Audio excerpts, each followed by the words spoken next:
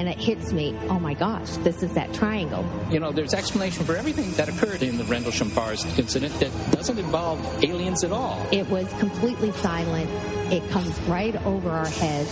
He saw a classic flying saucer, really, standing in the clearing. He turned over to my father and held his hand, and he looked in his eyes, and he said, "We're not alone." Welcome to Podcast UFO for our live show. We're live every Wednesday at 8 p.m. Eastern Standard Time on the Dark Matter Radio Network. Please remember to visit the website podcastufo.com for past episodes, blogs, and forums. During the show, feel free to participate live in our chat room. And don't forget to like us on our very active Facebook page. Hello and welcome to the show. I'm Martin Willis, your host, and we have a humdinger for you tonight. That being said, we didn't have enough time for UFO news, but there's quite a lot of going on right now. And our first two guests will actually be talking about a headliner. So if you want to check out what else is going on in the UFO news, you can listen to Alejandro Rojas and my banter over at openminds.tv. About tonight's guests, we start out with Mark Rodeghier, who has been for several years the scientific director of the Center of UFO Studies. His interest in UFO research is wide-ranging, including vehicle interference cases, which I think is interesting, physical trace cases, and abductions. And, of course, we have repeat guest Leslie Kean, and we know her as a journalist who has been investigating and reporting on UFOs in the mainstream for 15 years and author of the New York Times bestseller, UFOs, Generals, Pilots, and Government Officials Go on the Record. They'll be on for the first 40 minutes, and if you're listening live, we are taking calls. Write this number down, 603-967-4030. And our guest for the remainder of the show is the one and only Michael Shermer. Dr. Michael Shermer is the founding publisher of Skeptic Magazine, a monthly columnist for Scientific American, and a regular contributor to Time.com. And really looking forward to talking to him. Before we get started, I wanted to thank everyone for all the support for the show. Again, I thank you very much for that. The first hour is always free on podcastufo.com. The full show is by subscription, and all that information is on our website, and it's under the support tab. If you cannot support the show for $1 a month or more, we still appreciate each and every listener. Remember, you can always listen to the whole show for free every Wednesday, like right now, at 8 to 10 p.m. And you can jump in the chat room at podcastufo.com and pose guests for questions or interact with other people listening. And I mentioned before, you can call in at 603-967-4030. You can also Skype in, and that's at Marty Willis. For a username on Skype, that's MartyWillis. And I don't like being called Marty, so I don't know why I did that, but anyway. All right, it's time to bring on our guests, Mark Rodeghier and Leslie Kean. How are you both doing? Doing fine, just thanks. fine. Yes, thanks for having us on. Yeah, welcome to the show. And you have some, Leslie, you have some news that's kind of snowballing, and that's where you're here to talk about it. So why don't you talk about your Huffington Post article, and then we'll get right into UFOdata.net. Okay, well, I did release this piece last week, and it's about a new organization called UFO Data, which Mark is sort of been, Mark and one other person have been kind of running it and putting it together for the last 2 years. And finally, this group is ready to launch. And so last week marked the actual launch of this operation, and my piece talked about that and sort of put it in the context of the whole SETI search for extraterrestrial intelligence, and we're thinking about this as sort of a very local SETI, a way of looking for signs or hardware or possible items that could reflect some kind of ET presence, looking close to the planet instead of just looking out to nearby galaxies. So that's sort of what's exciting about this group, and Mark can talk more about the specifics of it, but I think it's really exciting in the context of all the discoveries that we're making about exoplanets, and the more we learn about the possibility of life existing in other planets, the more it seems relevant to me and rational to not just look far away, but we can also look close by for any kind of potential evidence. Yes, the thing that I'm sure I'm going to be speaking to about later with Michael is, the evidence. It's trying to do science on UFOs, it's like a non-repeatable, or it's always, hard to nail down. So this will, at least the idea here is to gather some type of evidence of reoccurring. And Mark, can you get into the details of these units and how they will be set up and what type of data will they be gathering? Well, if I may, Martin, let me just start with a little background about the history of studying UFOs in the field, because while witness reports are important and we've learned things from them, nothing beats actually measuring what you're studying in real time. People have known that for years, and there have been groups that have gone out into the field at Hessdalen in Norway, at Yakima in Washington State in the U.S., and a few other places where UFO phenomena, let's say, occurred repeatedly. It was worthwhile to put something like the station we're going to be developing in that spot. In fact, Hessdalen still has instruments there, as we speak. Those efforts were all valiant. And they did record some UFOs, but they haven't moved us forward too far.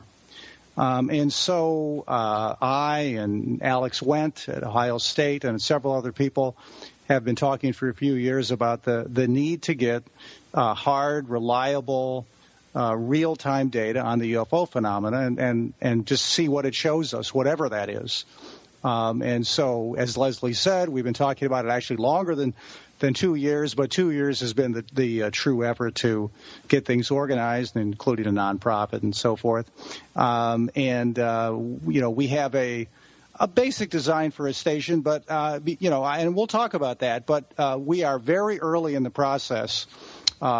Still attracting high-quality volunteers, which has been happening actually since the launch. And we know we have a long way to go, and that the details of the stations are still to be worked out, even though it's easy to think about what we'd like to measure about the phenomena. So, but that gives the listeners, I think, a good, sense of the background of the whole effort, and specifically this particular UFO data project.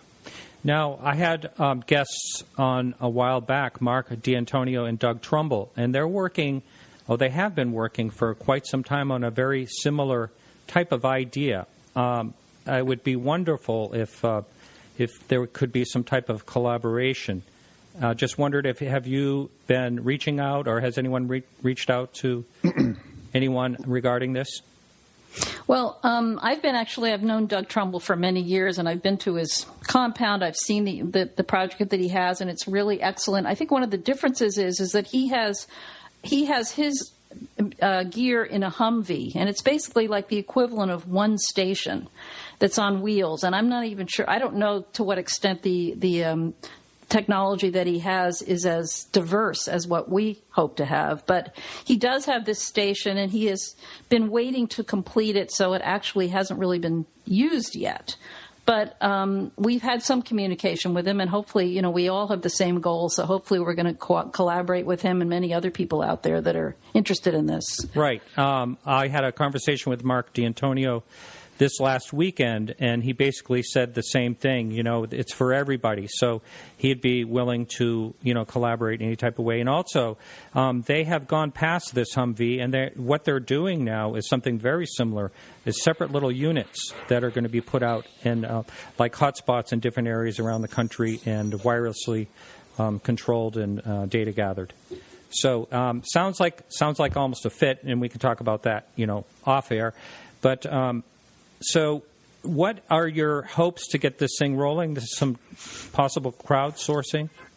Yes, we're thinking of the project now as having at least two phases. Initially, a year ago, we thought the first phase would be classic crowdfunding with Kickstarter or Indiegogo or the equivalent.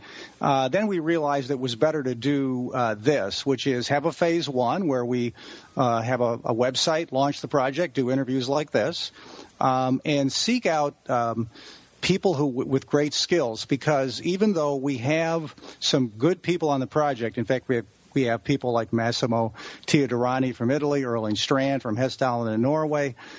They all are very busy with projects that have been ongoing, and they have, they're going to support us with technical knowledge and all of that. But we need people who have a little more time on their hands and a broader range of skills in various areas, particularly in software programming. And so that actually is working out very well. So we're going to be getting that talent amassed and working with them in phase one, and also, of course, raising some money so we can start to buy some equipment and begin to work on a prototype. Now, we have a basic idea of a station design with a magnetometer, with probably 6 or 8 all-sky cameras, with spectrographs and so forth. But it hasn't been fleshed out, because we just didn't have the team put together with the right resources to do that. So we've concentrated on getting the structure of an organization that can use the resources that I think they're going to come our way to create the station in phase one. If we do that, we have a prototype. We then test it in every possible way, including first in the laboratory equivalent and then out in the field. When that's successful, and of course it will be, because we're not trying to reinvent the wheel here. It's just that it's an effort to do all of this, but we're not developing new computer chips or something. Then we go to phase two.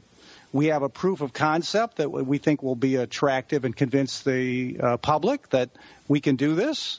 And so that'll be the true crowdfunding phase, with the amount of money that we need to raise then to be determined, of course, by what happens at phase one.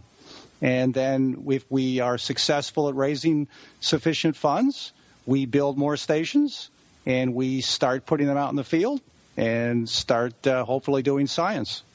Now, I know they say, science is observational, or you hear, I have heard that term. I don't know if that's completely true or not, but you will have someone like Michael, when he comes on, he's going to say, I want a piece of a UFO, and I just wonder how you address that type of comment. What would you say to someone that says that? Well, when people have talked about wanting a piece of a UFO, it's been in the context of the claim that UFO sightings are, at least some of them, are caused by extraterrestrials. And, at its core, if you were trying to prove that hypothesis, having a quote-unquote piece of a UFO would be ideal. But it really is true that we are trying to understand the UFO phenomena. That's the best way to put it, by gathering the kind of data that would help you understand it.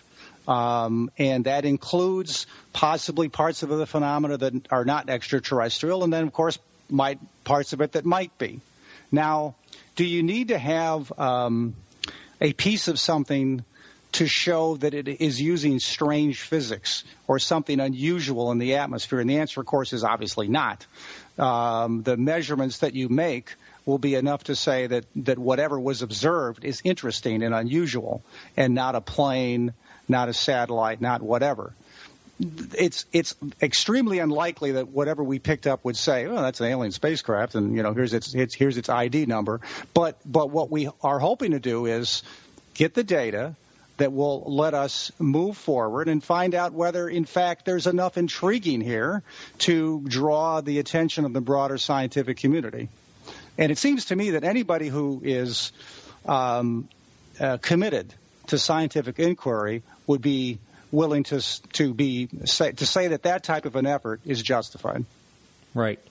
One of the things you have actually heard from a scientist when I talked to him about the UFO problem, or whatever you want to call it, is that they often someone involved in science wants to see something that's solvable within a certain amount of time, or they They just don't want to invest in something unless they know it can be solved fairly quickly. And that goes for funding and, raising funds and all that.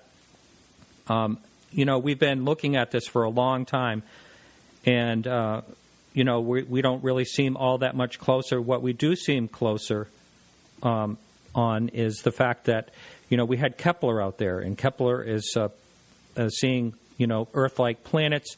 Everything seems like it's heading in the direction that it's possible that there's extraterrestrial life. And I think we're at a point where if it is solved, it's going to be much more acceptable than it would have been 20 years ago. Yeah. Leslie, do you want to say anything? Martin, you mean if it's solved? What do you mean by if it's solved? You mean the UFO question is solved? Right. Which means we actually get data on it, or we determine what it is, or depends what you mean by solved. Yeah, really. That's true. Getting data on it compared to solved is absolutely two different things. You're right. The old landing on the White House lawn and all that stuff, as they all say. But I also wonder how much evidence or data would you possibly need that would convince the majority of the world that there is. I think what Mark just said about the reasoning behind what we're doing, that we're not out to prove something, to prove some hypothesis we already have that they're extraterrestrial. But if we can acquire enough data in different locations, let's say a lot of the data points to something similar, and they're very peculiar and unusual things that we're picking up on because we have enough data to know a lot about them. I mean, I'm not a scientist, so I'm talking not quite as articulately about it as Mark can.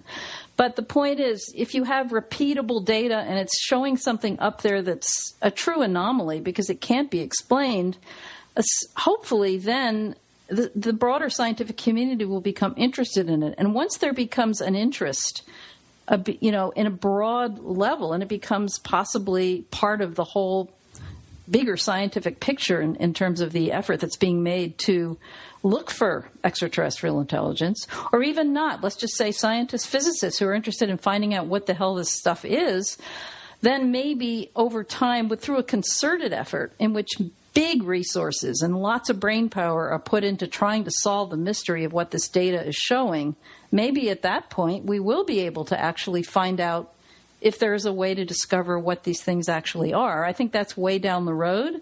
But if we can do what we're hoping to do here, which is just collect enough data that's actually usable by the scientific community, way more than, as he said, we've just had a lot of reports in the past and a lot of maybe some photographs, some radar tracings. But this is taking it to a different level. And I think you just have to take it one step at a time. But it has the potential in the future, if it all goes the way we would like and it interests the scientific community, that maybe we will actually get an answer to what this mystery is.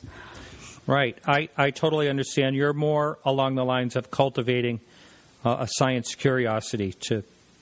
that's absolutely. What it sounds like. I'm sort of baffled by, and I'm sure that Michael and other people, and reasonably enough, I think, will argue that there just isn't enough evidence for science to work with. That may be true. I think there's enough evidence to establish that we have some kind of a mystery here, and something that I would think would stimulate people's curiosity a lot more than it does. But there's a taboo around the UFO subject, and that's part of the problem. It's not considered, people don't want to take it seriously because there's risks involved and all kinds of other issues involved. So that's another point of this project. We might be able to help get beyond that taboo so that people feel safe and comfortable taking this a little more seriously than they have in the past. Yeah, that's exactly right. We have, I think, 4 silent advisors right now on the project who are... most of them are faculty members at universities who are very enthusiastic about the project but will not let their name be used for the reasons that Leslie just stated. And that's just a shame, that's the case, and that they can't openly, with us, study this phenomena, which, to find out whatever it is that we'll find out. Because, we're not here... Despite our interest, like the SETI folks, in extraterrestrial intelligence, we're willing to let the chips fall where they may, and whatever data we find, we're going to publish it and let everybody know what it is, and we'll see what we find. Now, Project Hesdalen in Norway, that is some of what you're doing sort of on the wings of that? I heard you mention it a minute ago. Yes, it's in the same vein. Hesdalen, probably many of your listeners do know of Hesdalen, but not everybody does. So briefly, in the late 1970s, the people who lived in a fairly isolated valley in south-central Norway saw strange lights and other phenomena, and there were often enough that the Norwegian UFO investigators said, you know what, we can do something here. We can actually go there and have an expedition and try to photograph and see it ourselves, not just interview the witnesses. And they did that in the early 1980s. Dr. Heineck from our group went there and had a famous incident where they got their car broke down in the snow in the middle of the winter that we always laughed about. And they were able to take, indeed, photos and make measurements about it. And after there was a gap in the phenomenon in the late 80s and in the early 90s, it reappeared. They got more funding. They've worked with astrophysicists and physicists from Italy recently, and also a group from France. And Erling Strand, Norwegian, has led this effort. There is a something they call the blue box there, which has a camera recording images continuously, and a few other devices. And they have gotten a spectrum or two of a UFO, and they have also made some measurements about magnetic fields that fluctuated in the presence of actual visual sighting. So several papers have been published by a number of people, including Massimo from our own project. So what is seen there appears to be some type of odd plasma phenomena, not extraterrestrial, but still very mysterious. Could lead to some very interesting new physics, and the scientific community is pretty much kind of ho-hum about it. People have been able to publish in a few places, but it's treated as kind of I think just this little thing sitting off in the corner, a little bit like earthquake lights used to be, until finally they were established as a true phenomena that is not completely understood yet, but does occur during earthquakes. Mm-hmm. So anyway, so that's my quick, I guess that wasn't too quick, summary of Hesdalen. Yes, that whole thing kind of reminds me also of Brown Mountain. I don't know if you've ever heard of that. There's a rash of sightings there constantly. Lights in the sky, but not always. There's sometimes more than that involved. And, there's a high concentration of copper in those mountains, and you never know. It could be just some type of natural phenomenon like you just mentioned. Right. Now, on the other hand, in the early 1970s, in southeast Missouri, a professor of physics and astronomy named Harley Rutledge and his students went out into the field without stations like we want to build, but with cameras and so forth that they just carried with them each night. And they were able to photograph and measure some details about the anomalous light phenomena that was occurring there. Because it also was occurring very regularly in this period in 1973 particularly. There was a large flap of UFO sightings in the United States, and it was kind of a part of that, not exactly. He wrote a book about it called Project Identification. Absolutely, they saw and measured something. The reason I bring it up is not that it shows again that it's possible to go out in the field and do this, and they didn't have any money and funds, and they did a great job for what they had at the time. But they thought that at times the phenomena seemed to be reacting to them. I wasn't there. All I can do is report what Rutledge and his students said. But, that would be an example of, was there some intelligence behind it that was aware of the fact that it was being observed and then reacted on some basis of that. That gets back to this idea of local SETI. If I can just add one more thing here, is that it's not crazy to look for evidence of extraterrestrial life in the solar system. In fact, quote unquote, the mainstream scientists have written papers about that and talked about it, usually in the context of extraterrestrial probes. But Paul Davies, who's a very well-respected a scientist, has talked about looking on the moon for extraterrestrial artifacts. So the moon's fairly close to Earth, I've heard, and we don't see any reason why we can't just take that extra step and look right here in the Earth's atmosphere for things. That's right. I'm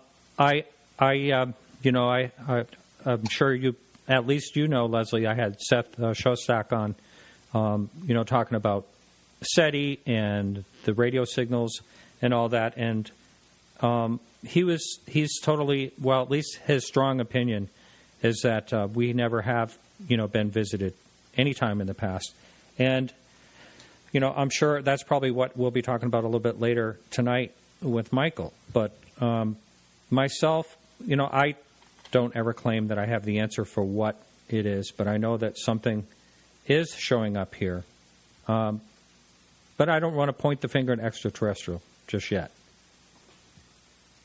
Yeah, well, I think it's important to maintain what we call the agnostic position, and I very much am an adherent of that. I think we have to acknowledge that there are some interesting UFO cases, and what I tried to do in my book was just bring together the absolute best, most well-documented cases from the most official sources, and I think there are enough of those that it's very hard to just explain all of them away. It doesn't mean that we're being visited by extraterrestrials, though. My understanding of Seth Shostak's major objection is the fact that there just isn't enough evidence of substance to allow there to be the kind of study that science needs to be able to make on something. And I kind of respect that. But to say that, that you can just dismiss every single report and every single well-documented case and just explain it in some way, I don't think holds water. I think we have a mystery here. We have evidence, and we have a real phenomenon. And the question is to try to learn more about it. And that's why we need to have a project like this. We're not getting government support. We can't get, the scientists who are interested in this cannot get grants to support it because of the taboo and because our own government isn't willing to acknowledge that there's even anything worth studying here, which is basically a position that Seth and other scientists take. So we've just decided we're going to try to get some data. We have no other choice. And if we want to learn more about what this thing is, we've got to try to get more information on it. Now, you mentioned someone, I believe you said someone in Italy. Also, I saw our good friend Jose Lai is also involved with this project. And will this will we be getting, participants on UFO data from different countries, do you believe? No, absolutely. We have team members, as you just said, from several countries. We've had people volunteering already from more than several countries. And we would expect that the stations eventually would be placed not just in the U.S., but in other places. That logistics maybe get a little complicated, of course, but absolutely. The UFO phenomenon is worldwide. The study should be worldwide. That's right. And I really respect, Chile's position on UFOs, taking the subject seriously and getting all aspects of their government involved, which is really something that I would like to see other countries fall in place and do the same thing. We'd really get somewhere, I think.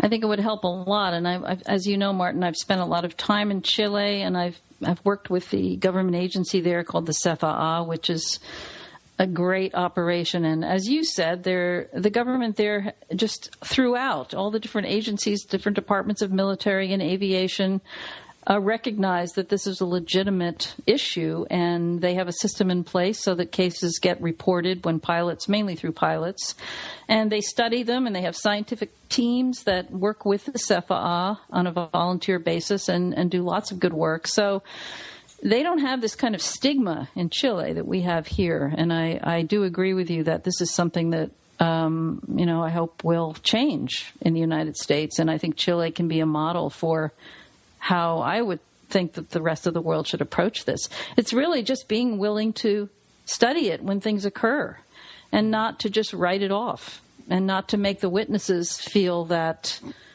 there must be something wrong with them for seeing something that they saw. It's that. I mean, I've spoken to so many witnesses over the years, and I know Mark has too. And they're patriotic Americans, they're military people. And when something like this happens and they're not taken seriously, it can be very damaging to them on many levels. And it's just not the right thing to do. Right.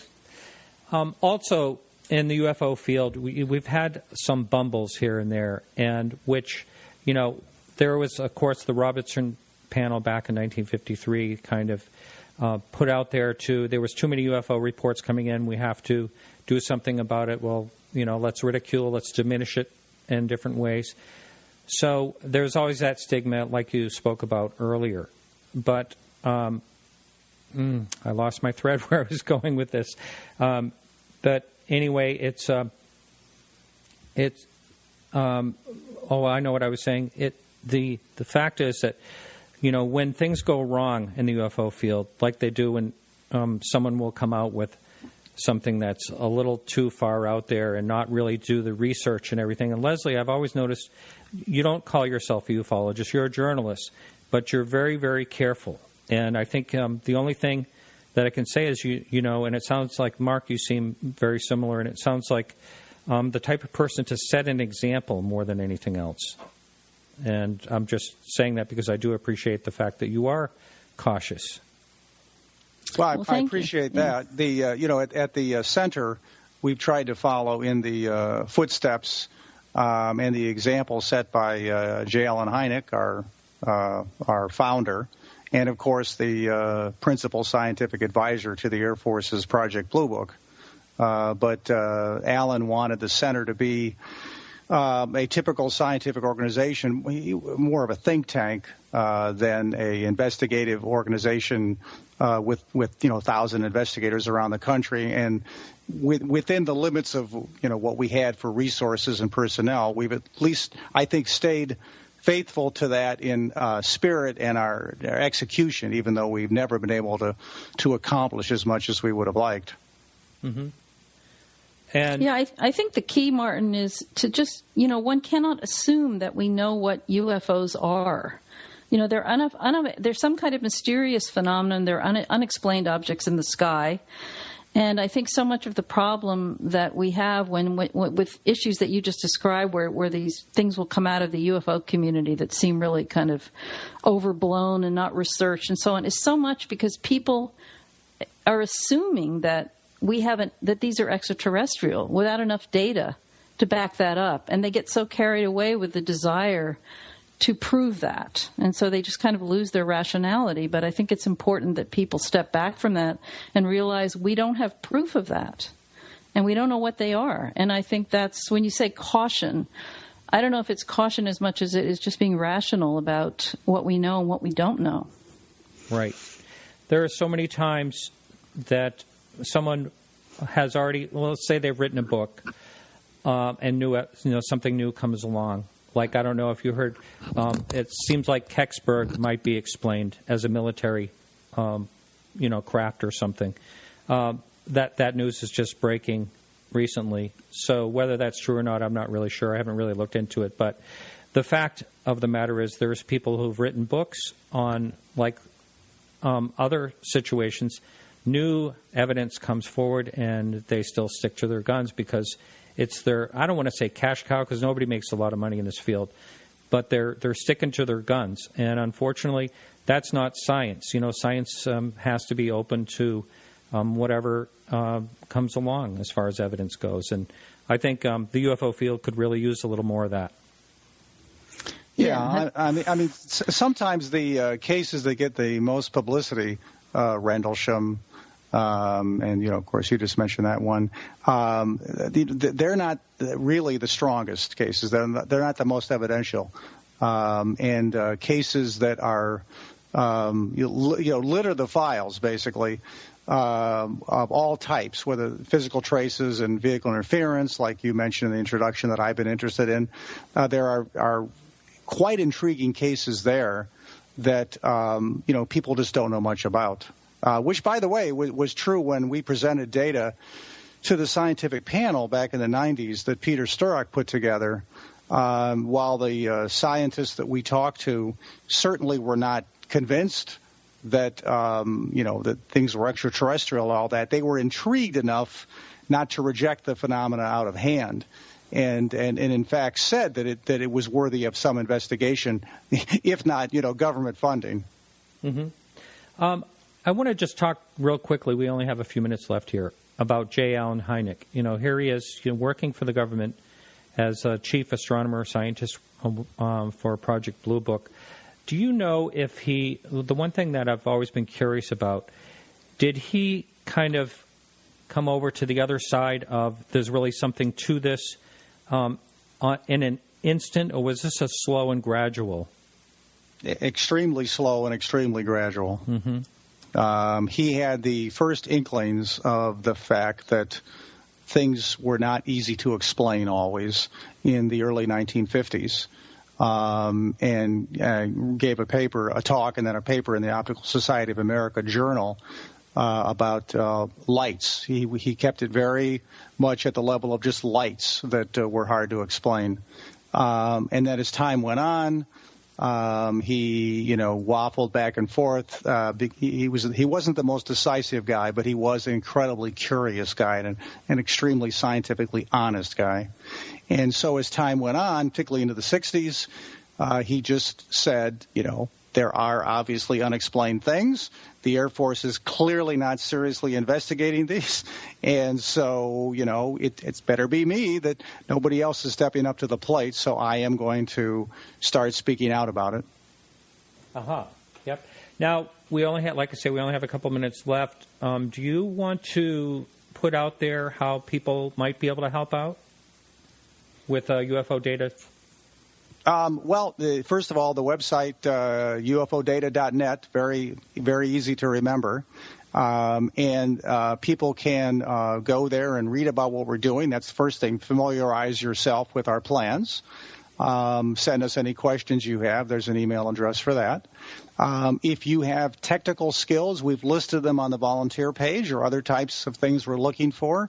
Please feel free to volunteer. And we wouldn't mind getting a donation from people who think that our idea is worth supporting. Right. Now, Leslie, quickly, you wrote that article in the Huffington Post, and now it's starting to snowball a little bit. Well, I'm glad to hear that. I mean, I'm glad you're calling it a snowball. There was a story in Mother Jones, which was really great, and Billy Cox did a piece this week, which I also thought was excellent. And I'm just happy that we're getting serious coverage. Hang on just a second. We have a call, and we still have a little time here. Okay. Hello, caller. Please say your first name and pose a question, if you would. Ben Moss. What's your name, caller? My name is Ben Moss. Oh, Ben. How are you, Ben? Good. I was listening to the show, and I wanted to see, is this recorded or is it already aired? You're on the air live right now. Okay. Yeah, just had a question about, for Leslie, about, the fact that Ray has the magnetometer and film evidence sitting at his house, and I guess has been invited out there, and wondering if she was going to go out there and take a look at that evidence that they're trying to work on now that already exists. I'm not sure what the call is referring to. Ray? Ray Stanford. Okay. Are you familiar with that situation? I'm familiar with him. Yeah, I don't know what evidence or what situation he's referring to, though. He's got magnetometer readings, film of and several data points of the same objects. I think he might have invited you out to look at those. I've seen the evidence myself. I'm the chief field investigator for MUFON in Virginia.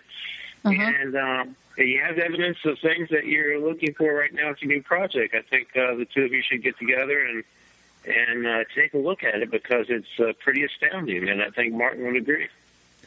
I've never saw that part of it, but Ray is an amazing guy. There's no doubt about it. Well, thank you so much for that information. I really appreciate that.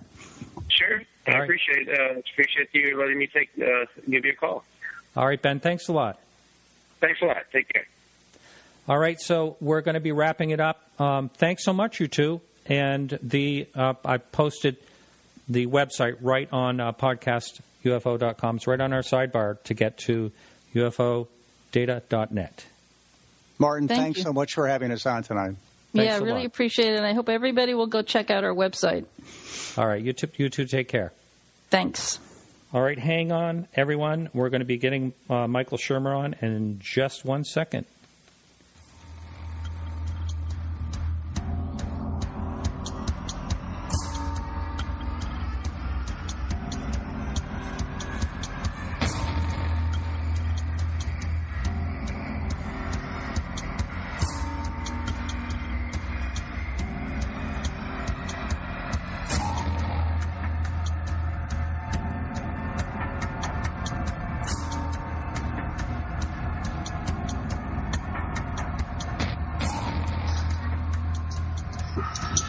Hello.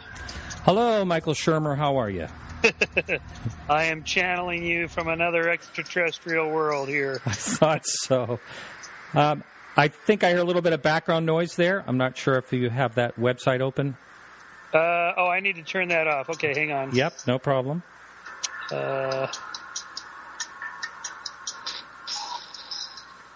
Okay, I just turned off your web. Oh, I see. Yeah. Okay, got it. Yeah. There we go. Sorry about that. We're doing a little time traveling there. Heard you in the past. It's all good. In the future. Yes, thanks so much for being on the show. It's a real pleasure to have you on. And your name has come up many times over this last 4 years that I've done this show. And, maybe not always in a good way. Yeah, I was going to ask, is that good? Yeah. I don't know. But anyway, we had some people email a couple of questions in. But first of all, if for the person, and there's probably not too many, but for someone out there that has not heard of who Dr. Michael Shermer is, can you give your background? And I understand that you actually had an interest in paranormal when you were younger. Oh, yes, absolutely. Well, in terms of my bona fides, the publisher of Skeptic Magazine and a monthly columnist for Scientific American, I teach a critical thinking course at Chapman University called Skepticism 101, 1 day a week, and then I write science books. And that's pretty much what I do for a living. The UFO subject, which I include alien abductions, as well as the SETI program, the whole range, is a pretty normal part of what we do at Skeptic, and the whole skeptical movement is very much involved in trying to understand the phenomenon and provide terrestrial explanations, let's say, for these apparently extraterrestrial phenomenon. And so I've touched on the subject in several of my books, and I have a personal interest in it. I mean, who would not be interested in the idea that there could be extraterrestrials out there? But I'm also quick to distinguish between the question of are extraterrestrial intelligences out there somewhere in the cosmos versus have they come here? And I'm inclined to lean toward saying that they probably are out there somewhere in the cosmos, because it would be, a great waste of space, as Carl Sagan liked to say, if, we were alone and the only one. But we don't know for sure. So, it's just a question of continuing to look and search. On the other hand, have they come here? Very probably no.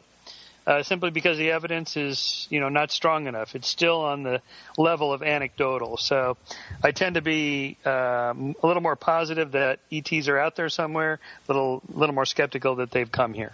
Yeah, one of the things I think about, now I'm not saying that, I've never really committed to saying that UFOs or the sighting I had was extraterrestrial. I've never really committed to that, because I've said a number of times in the show, it could be something that no one's even thought of, at this point.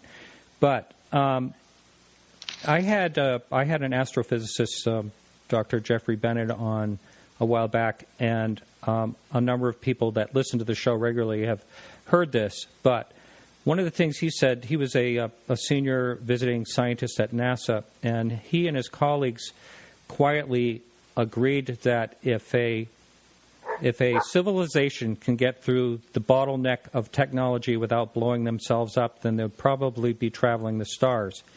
And I wonder what you thought about that. And, you can look at what we're trying to do. And if we could travel the stars, we certainly would be, I would imagine.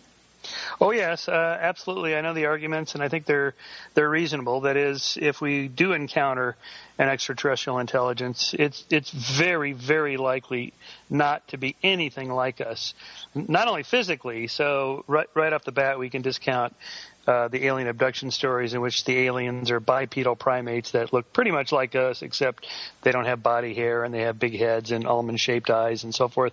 I mean, the chances of another sequence of evolution happening in lockstep with what happened on Earth on some other planet that ends up with a bipedal primate. I mean, this has only happened a couple of times in the billion years of evolution on Earth, and they've all gone extinct except one, us. And, considering the tens of millions of species on Earth, only a couple, the New World monkeys, the great apes, of which we are a part, have become, bipedal primates. The chances of that happening somewhere else are virtually zero. So, there's a counter-argument to that. I'll give you that even Richard Dawkins endorses a little bit, that he and I had a little debate on this, that, there is such a thing as convergent evolution. That is, fish are always going to look kind of like fish if they have to swim through a dense medium of water on any planet. You have to have a fusiform body to slide through the water in a fairly efficient manner. Or if you're going to fly, you have to have something like wings. So there's going to be creatures on other planets that if they fly, they have to have something like an aerodynamic structure, like a wing. So it's possible you could get something with limbs and, all the sensory apparatus and a brain on one end and, the waste disposal system on the other end and so forth, something like that. Hopefully. But still, but look at the diversity of life on Earth where, the vast majority, 99.999% of all species on Earth look nothing like humans. So, it's too chauvinistic, I think, to imagine aliens on another planet being something like us. So I think we can dispense with that. Well, I just want to say my side of that. I think, right now we're the smartest thing going on this planet. Not by much when it comes to dolphins or whatever, but, and we evolved in the way we have evolved with a, binocular vision and which also kind of lends to bipedal and all that. I'm not a scientist, but I'm just saying that this is how we evolved as the smartest things on this planet. So I wouldn't discount totally that it could be possibly the same thing on another planet. I know there's all kinds of things involved. There's gravity, there's the oxygen and whatever levels, whatever it is they're breathing. I understand that there's all types of variables. And through evolution, all types of things can happen. But this is how we evolved as the smartest beings on this planet. And so I wouldn't discount it myself. Sure, and not everybody does discount it. I'm just kind of giving you my thoughts. As I said, Richard Dawkins, based on the work of, I forget the paleontologist in England now, Simon Conway Morris. He has a book in which he makes this argument about convergent evolution. In any case, that's sort of a separate story there. The other point about the alien abduction accounts, the narratives people tell. Again, I think they lean more toward being human imagination, because the aliens are always doing very human-like things. The sexual probing and the kinds of stuff that appears in these narrative accounts very much resembles lucid dreams and the kinds of sense presences that people have in sleep paralysis experiences. It's all just too fraught with human frailty, human psychology, that, it's more likely that than it is that, ETs happen to have evolved to look pretty much like us and they managed to find their way here on Earth from some other planet.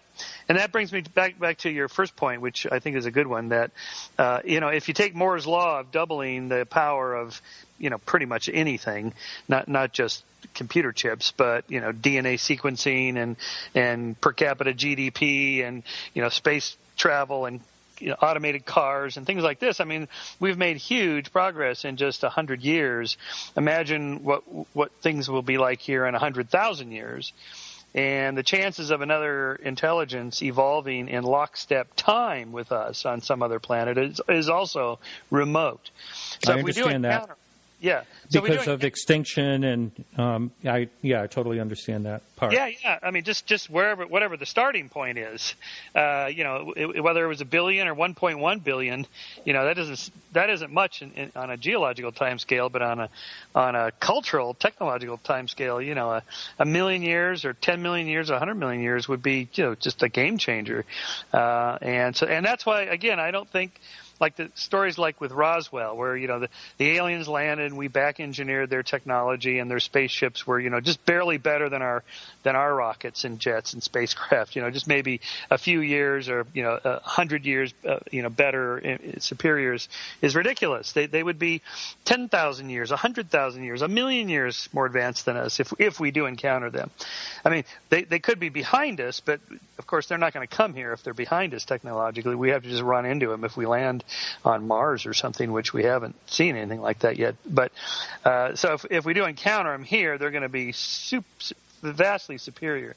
This is why Michio Kaku makes the point that it could be they're here or we're like ants to them. The ants don't even know we're around. Mm-hmm.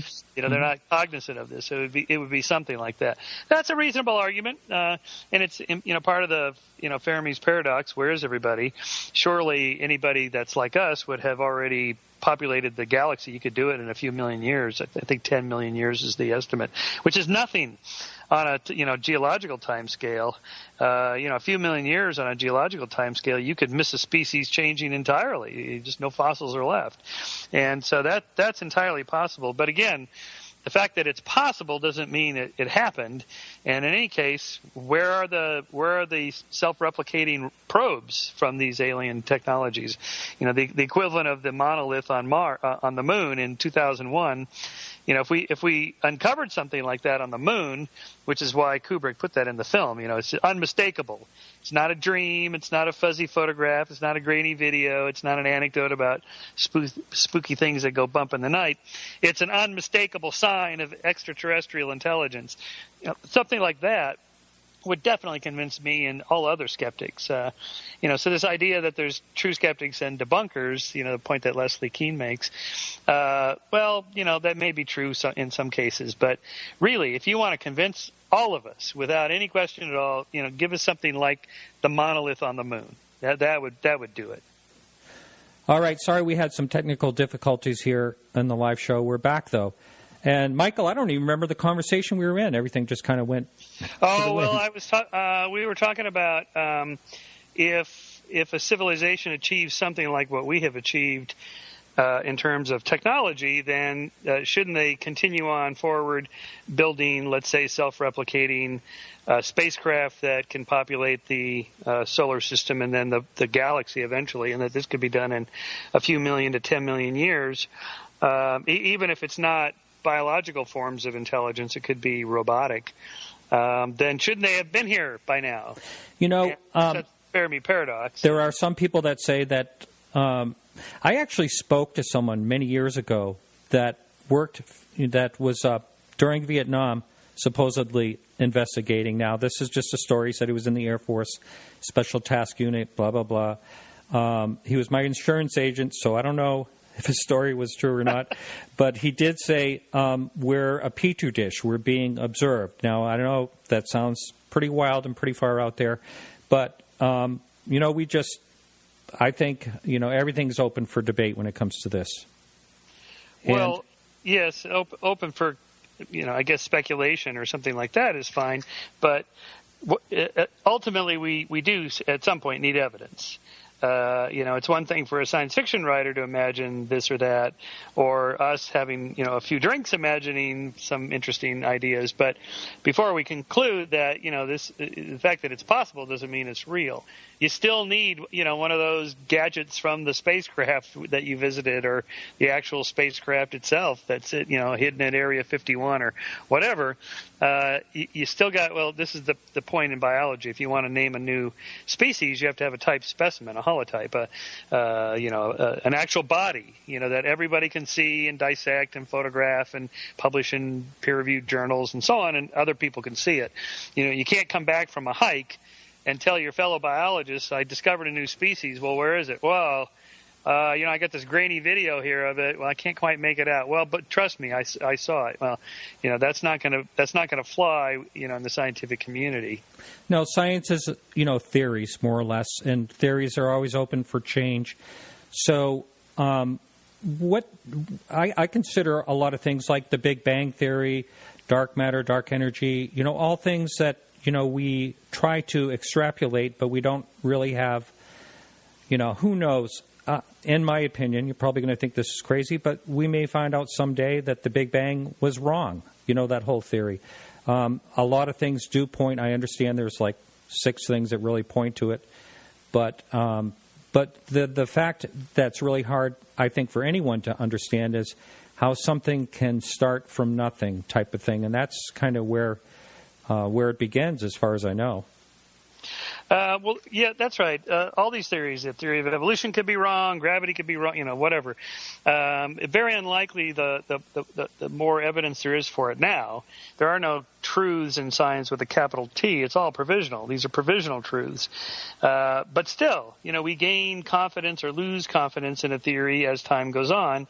And certain theories are pretty robust, others not so much. The Big Bang Theory, there's not the TV show, but the actual theory, is really a thing. I mean, it would be quite surprising at this point if it turned out to be incorrect. Same thing with the theory of evolution. Others, string theory, are kind of in that borderlands area. We just really don't know. What about parallel universes? That's another thing that comes up. Parallel universes, the multiverse. There's half a dozen different versions of the multiverse, including parallel universes. They're all about equal in my book. That is, equally unproved, but equally possible based on the mathematics, I'm told, because I don't do that. I'm a social scientist. But when I'm told that, these are all possible. But, we just ultimately there needs to be some way to test which one is more likely than the other one, or which one is more mathematically possible, something like that. In other words, at some point, it can't just be you have your theory and I have my theory and we see who talks the loudest to see which one is right. That just can't be the way it is. And, again, the fact that something is possible doesn't mean it's likely or real. It's just, lots of things are possible. It's just like my physics friends tell me, the time could run backwards. You could run the film of a billiard ball bouncing around on a table backwards and you wouldn't notice the difference, but you certainly would notice the difference if you cracked an egg and dropped an egg on the ground versus the egg coming together into a solid egg back into your hand, running the film backwards. Apparently that's not impossible. But again, the fact that it's so unlikely, we can pretty much rule out that it will ever happen here. So I would say that's the way to think about the multiverse. Now, just letting the live caller know that you can call in at 603-967-4030. We had a bunch of questions come up on the chat room that's kind of spun down. I can't find them, but I think one of them was, do you ever think humanity will travel the stars? Well, we already are. Well, interstellar, let's say. Yeah, well, the Voyager spacecraft is, by what do you mean by humanity? The Voyager spacecraft has left the solar system. It's, beyond the heliopause, so that would count. I don't know if it technically counts as interstellar, but it's beyond, out of our solar system, so I think that counts. As for humans, it apparently is a much, much harder problem than science fiction writers make it out to be. More like The Martian, where there's a million ways to die every day in space, and it's just super hard. So I don't think it's insurmountable. I think it's quite doable. I think it'll just take longer than we had thought. When Wernher von Braun planned on getting to the moon and back by the end of the decade to make Kennedy's goal, he had grand plans of colonizing Mars in the 70s and so on. And, so this is the other aspect. The civilization has to have the political will and the finances to do it, because it's expensive and difficult. So, will humanity one day populate the galaxies? Yes, I think the galaxy. Yes, I think so. I don't think it's going to happen probably in the next century, but it could be, the next millennium, say. Okay. So that's it for the free part of the show. If you'd like to subscribe and hear the full shows plus all the archives, All you have to do is go to podcastufo.com and click on the support the show right in the menu bar. All that information's right there. And I want to thank everyone for helping out with the show today. Keith Rowland for helping with the live show. Peggy Shunning for helping out with the Facebook page. Remember to like us on Facebook for all the latest UFO news. We have the T-shirt graphics. They'll be coming up on the site to vote on November 4th. And next week's guest is Dr. Kevin Randall, one of my favorites. So we'll see you next week. And remember to keep your eyes to the sky.